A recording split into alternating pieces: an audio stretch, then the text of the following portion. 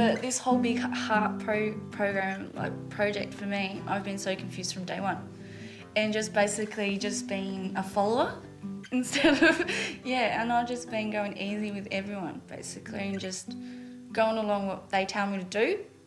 And even though I don't know much about it, I learn things off it and I pick up little bits and more bits off it to why all this has come together. And I guess that's why I've got a chance now to do, my footage.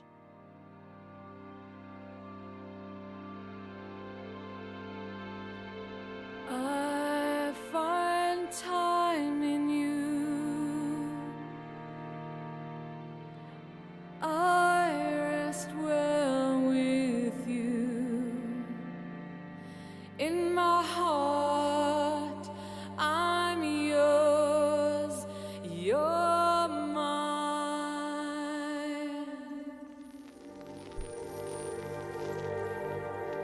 Until the end of time.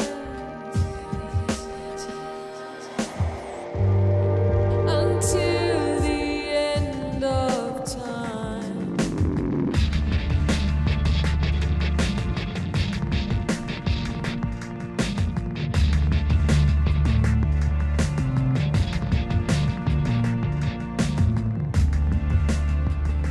Everybody has a life to explain. Everybody in this whole wide world, doesn't matter what culture we come from, there is a meaning to life.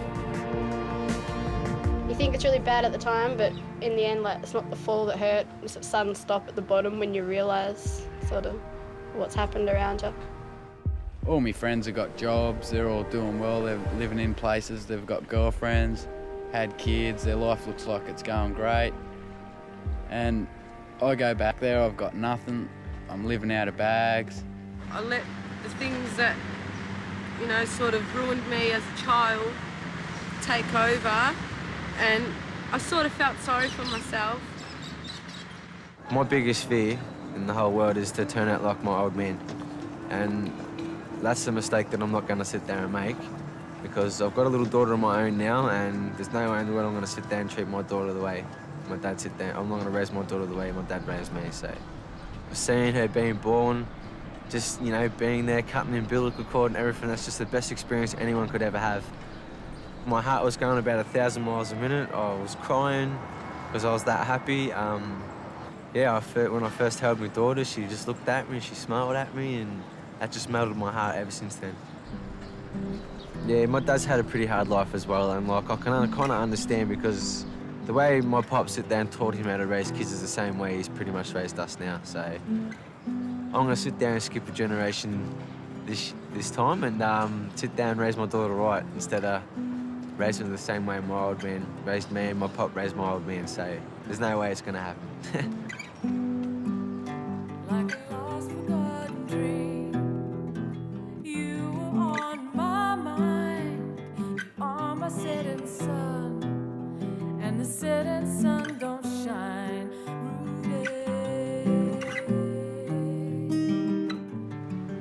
The early part of my childhood, it was really, really good. I loved it. That's probably the best part, just thinking back to when we were all together.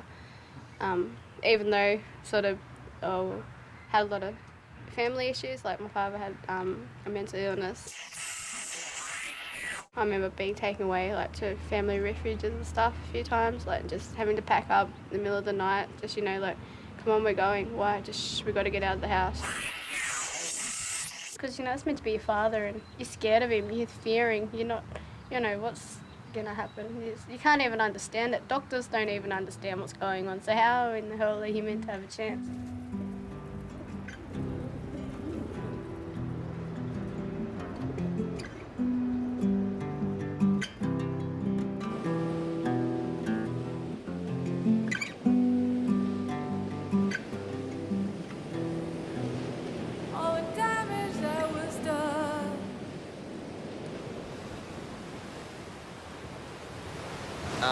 Well, I left home because of my stepdad.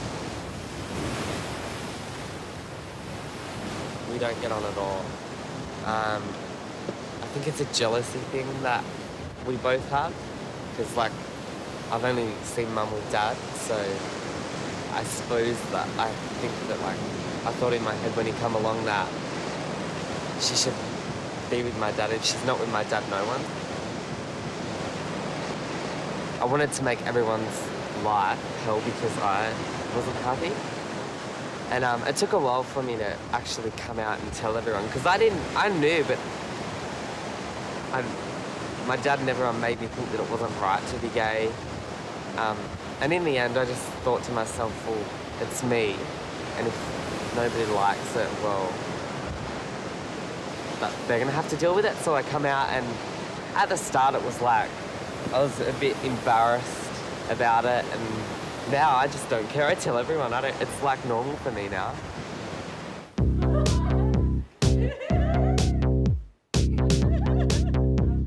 I don't blame anyone for any of my drug use. I blame myself. It was my choice. No one stuck a gun to my head. It was my choice. Ooh, yeah.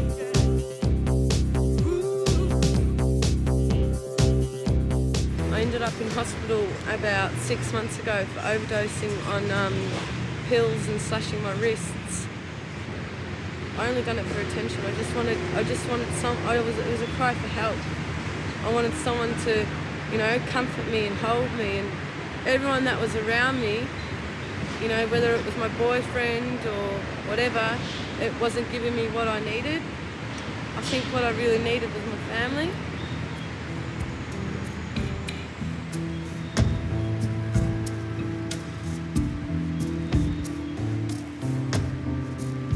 Trying to break away from the circle of friends that I have, because all of them still use drugs, and for me to be clean, I can't associate with them.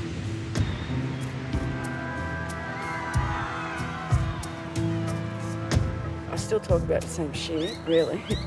So nothing, my story's still sort of the same, except now I think I've grown up to realise that no matter what's going on in my life, I can't blame, my mum or drug use, my drug use for whatever shit that's going on. Like, I realise that, there's other people that have had heaps worse shit happen to them and they don't use drugs. Do you know what I mean? Because of what I've done, maybe I feel ashamed that I'm not worthy of normal people to be in my company.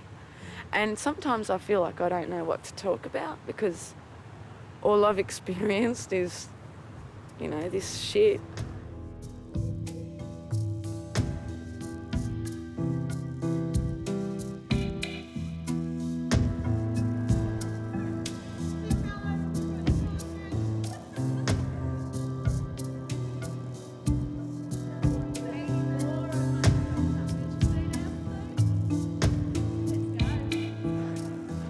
All my friends look back at me and say, well, what are you doing? You've got nowhere, you're not living anywhere, you're doing nothing for yourself, And I'll go to them for some help, like they look like they're doing all right, they can afford to help me out.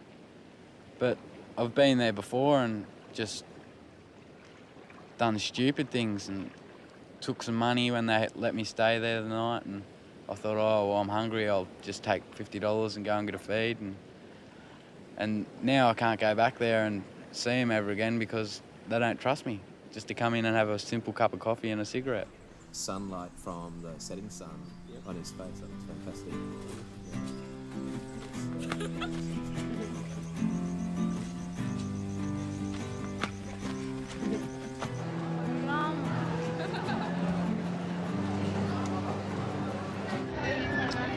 West side.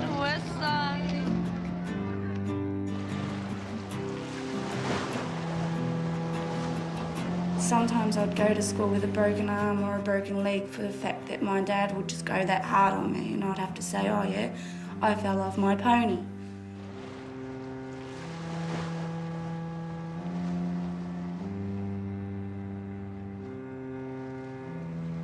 I went straight to school that morning and lashed out at another kid that I used to always pick on.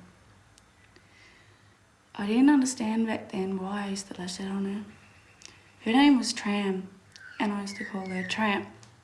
I regret it these days for the fact that I understand more why I did lash out on her, but the fact that I know that I was in the wrong back then. I just went to school and she said one word, and only one word that just took me just to go off, and it was even before school started. And I just purely KO'd her at the gym. I blocked out on what I was doing, and apparently I wouldn't stop hitting out at her. Even though there was blood and all, I still would not stop hitting her. And I don't know why. And then when I full on seen what I'd seen and stopped, I don't know what made me stop. But what I realised when I seen her is I felt so bad that I seen me.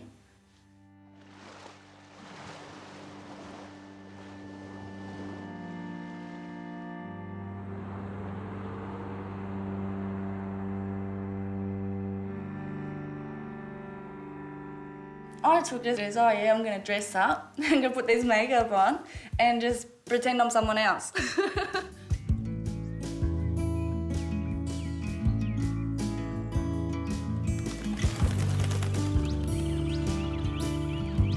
Seeing myself up there is like in a dream that I would like to be in, you know, and it does look very beautiful, I must say. I've never seen myself in something like that. You told me I was beautiful.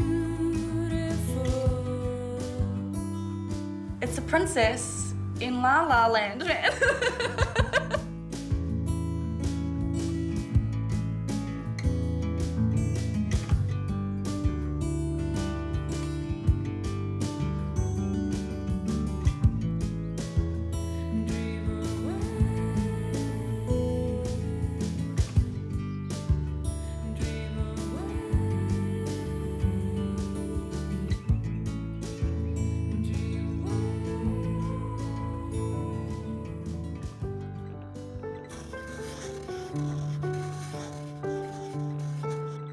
I was born in Sydney. We lived in Parramatta in a 7-bedroom townhouse. Life was all swell and la-di-da-di and stuff. And then my older brother passed away. He got murdered and stuff. And then my mum and dad's marriage, it started falling apart. And so I went to live with my mum and everything down Redfern, and growing up around all junkies and having my older brothers use needles in front of us, and me mum drinking a lot and my sisters smoking pot and all that. So yeah, I started running away from home because I didn't want to live in that environment no more. Just hang out with all my friends, like all the streeties. One day I went rooking, she's called thieving, with my older brother, and he sold all the stuff that we got for drugs, which was heroin. I either have a shot or I miss out on my cut of the stuff, so I said, nah, yeah, I'll have a taste. I just wanted another one and another one. I just wanted to keep broading for another taste and everything. Started getting in trouble with the law and things, got a criminal record and stuff. I got sick of breaking into people's houses, snatching handbags and all that shit. Then one of my girlfriends said one day, you want an easy way to make money. I was about 14 when I first started doing prostitution. You're there for what, 10, 15 minutes in the car, just for pulling a guy off you get $50, I mean, it sounds disgusting, but it's easy money. It's the easiest money I've ever made in my life anyway. I want to do what normal people do, I class you as normal people, because you just don't take drugs, you just maybe drink once in a while, you just have a normal job. Like street prostitution, that's not a normal job. I want to be a taxpayer. Seeing all the stuff that I've seen, I'm only 19 years old, I've got a long life ahead of me now. I know that if you want to do anything you want, you put your head to it and you can just get up and do it. And that's just all I wanted to say.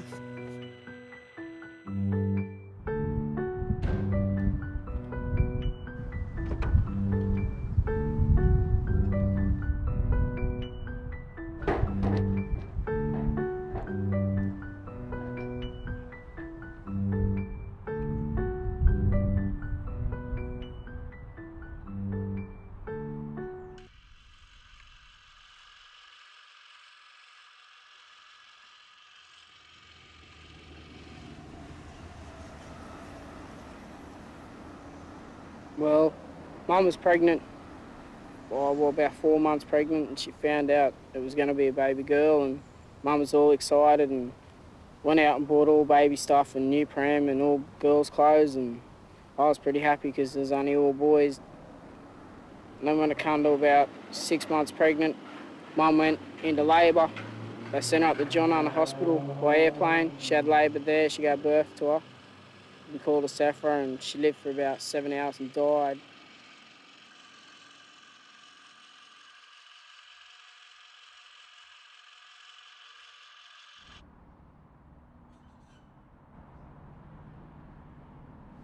I felt pretty lonely at the time, didn't know what to really do.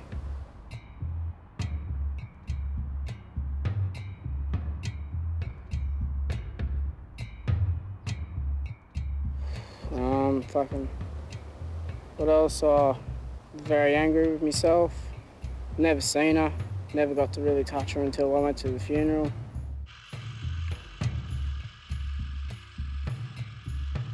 Well, if she did live, I don't know, would have been different having a girl around, listening to girl music and doll toys and girly things.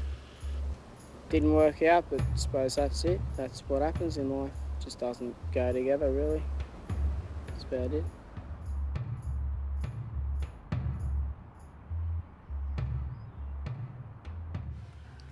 Just hurt, I suppose, grieving still. Something you never get over is losing a baby. Not to this day, you know. Because I held her in my arms as she died, so.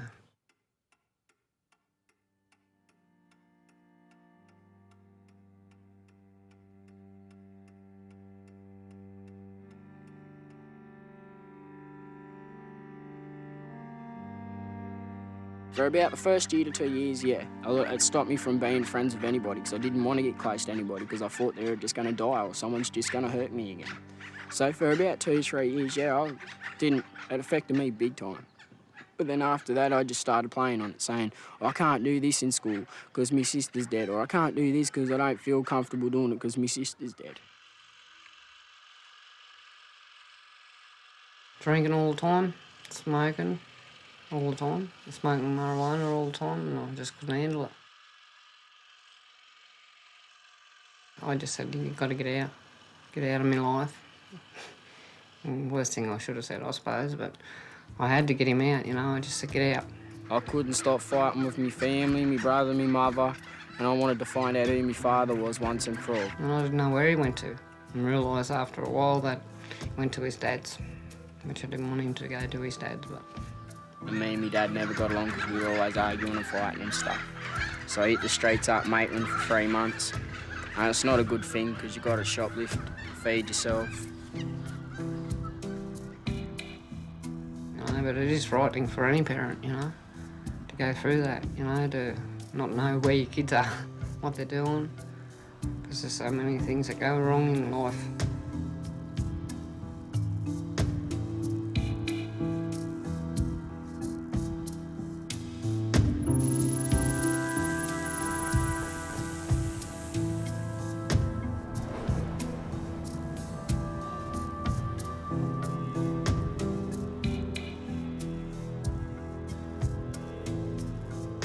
And I knew something bad had happened. Like, it was just an instant gut feeling. I just didn't know what it was, but I knew, and I just started bawling too. I hadn't even been told anything yet. I just knew it was going to be bad. And like my brother just come and gave me a big hug, just wrapped his arms around me, and he was sobbing. I mean, like, I've never seen him cry, and he was sobbing his heart out. And he just told me, you know, just Dad's hung himself. And I just screamed.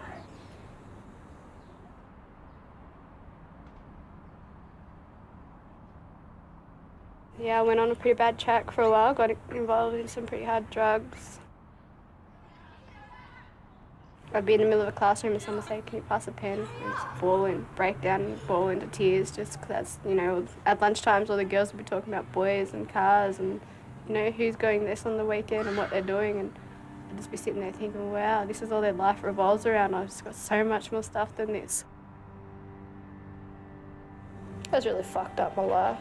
And I blamed it, you know, because my dad died, but And I guess that's the reason, like, you know, you can't help but think about it. You know, you're at school and why aren't you doing good? Because I think about my dad, you know. It's not an excuse, it's the truth, but it's just, you got to learn you got to learn how to deal with it. Like, you know, not get over it, but get on with sort of things. You know, I wake up in the mornings and smile. I'm not just sad every day. And I've got other good things going in my life, and I've got a week left till I do my HSC, and that's great because I should have done it 2 years ago through high school. Proud of where I am.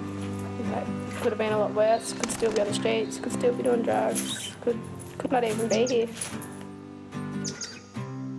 I would like to work with young people who are on drugs or, you know, who are on the streets or haven't got families and that, just because I think I can relate to a few of their things.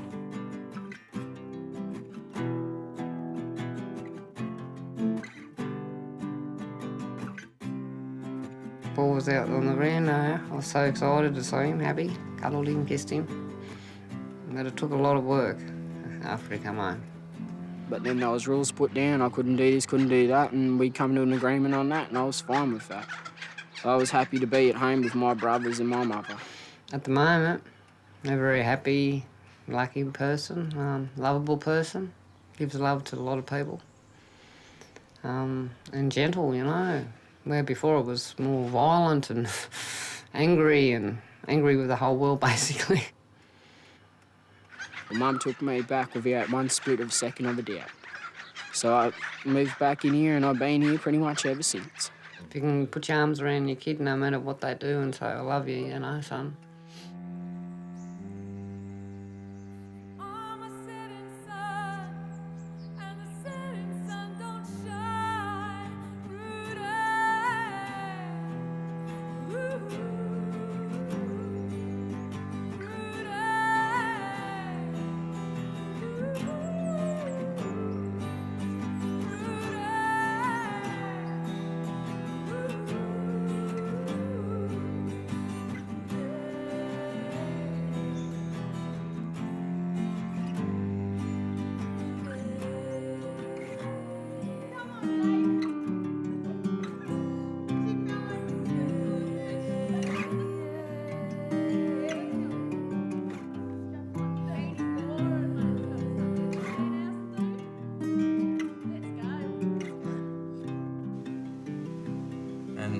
I've made a bit of ground since then, you know, just building a bit of trust, getting back in contact with them and just feeling comfortable around them, you know. And how'd you do that? Well, my auntie lives in one house and then 4 houses down I moved in, and then right next door was my cousin, so it was pretty tight. And I used to just lean over the fence and say hello and just little things like that. And it slowly, they said, oh, we'll come around and, you know, have a coffee and that. And I just kept going around, and then, you know, if they were washing the car, I'd fly around there and I'd help them wash the car, or, you know, if they had to take the kids to school, I'd watch the other kids and just do little things to say that I'm there to help and not there to fuck around and hurt anybody.